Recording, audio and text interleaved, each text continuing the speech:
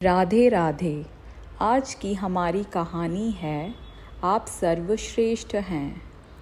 एक सेठ बहुत दिनों बाद अपने बगीचे के पिछवाड़े की तरफ टहल रहा था, तो उसे पूरा बगीचा उदास उदास नज़र आ रहा था।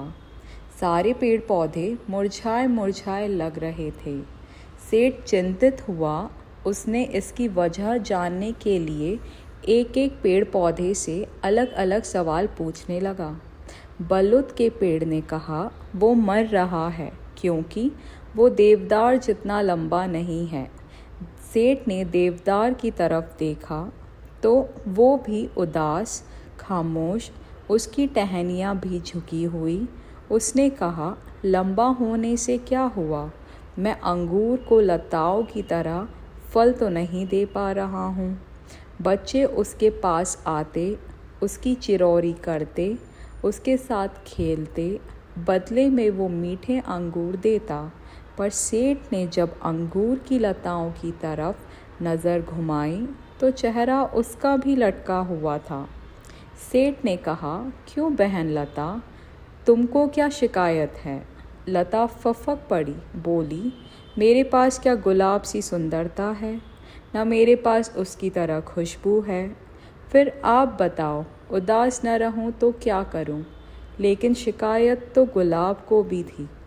उसके बदन में कांटे ही कांटे क्यों? सेठ हताश मन से आगे बढ़ा। फिर उसने देखा एक गुलमोहर का पेड़ बड़ी शान से खड़ा इतरा रहा नज़र आया। उसने देखा उसकी हवा में लहराती डालियों से पीले पड़े पत्ते इठला रहे थे। ऊपर से सूरज की किरणों से चमक अलग से रहा था। ऐसा लग रहा था रंजो गम की उसके पास गुंजाइश ही नहीं थी।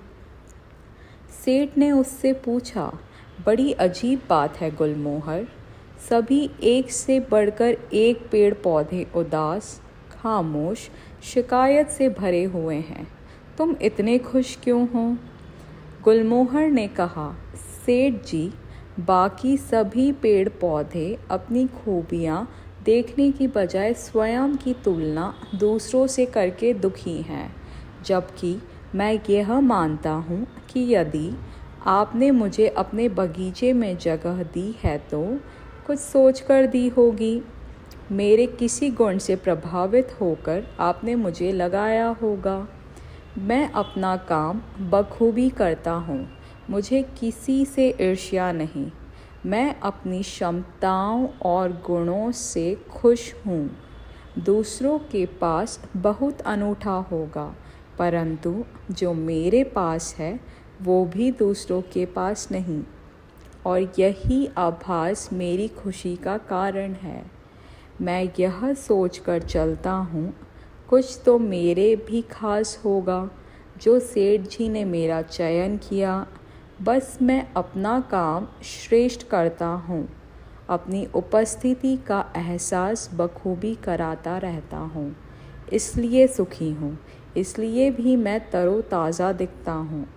सेठ को गुलमोहर की बातों में बड़ी समझदारी नज़र आई। क्यों दुनिया अपने से संतुष्ट न रहकर ईर्ष्या और द्वेष में जल रही है? क्यों नहीं लोग जो अपने भीतर है उसको और ज़्यादा निखार कर खुद बुलंद नहीं होते? राधे राधे। इस चैनल को सब्सक्राइब कीजिए और ये स्टोरी अच्छी लगी है तो लाइक और कमेंट कीजिए।